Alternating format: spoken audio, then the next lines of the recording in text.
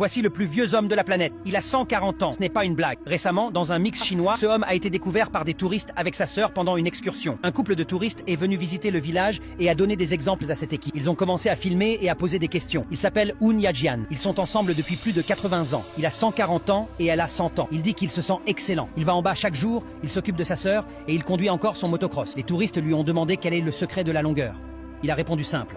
Dans la vie, il faut faire ce que tu aimes et ne t'interdire rien. Il a dit qu'il a fumé toute sa vie. Un paquet de la journée, il beut quotidiennement. Et même maintenant, il lui permet un verre de whisky la journée. Il mange beaucoup d'or, de la viande et surtout de la pêche. Et le plus important, après ce qu'il a dit, c'est de vivre avec une tête douce. Ne t'énerve pas, ne te stresse pas, parce que ça te fure des années de vie. Il croit qu'il faut t'amuser chaque moment sur cette planète et de remercier le Créateur chaque jour pour tout ce que tu as. Les gens des villages voisins viennent juste pour le voir parce qu'il est devenu un peu plus de la vie que les autres. Il y a une vraie légende dans la zone.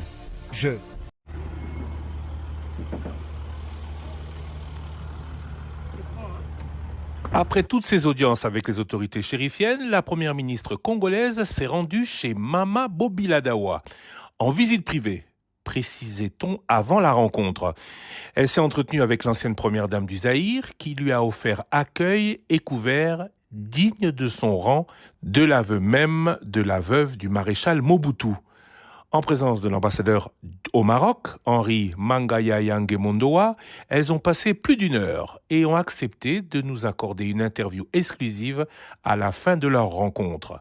Madame Judith Souminois qui commence par nous dire pourquoi elle est venue à la rencontre de son hôte. En arrivant à Rabat, à partir du moment où, dans mon programme, je rencontre les Congolais de Rabat, je ne pouvais pas ne pas rencontrer Maman Bobiladawa. Elle a quand même été une figure importante dans notre pays et c'était, je pense, juste de pouvoir la voir et d'échanger avec elle. Elle a porté les couleurs de notre pays. Elle continue d'ailleurs à les porter. Vous voyez, hein, maman est là dans sa tenue. Hein.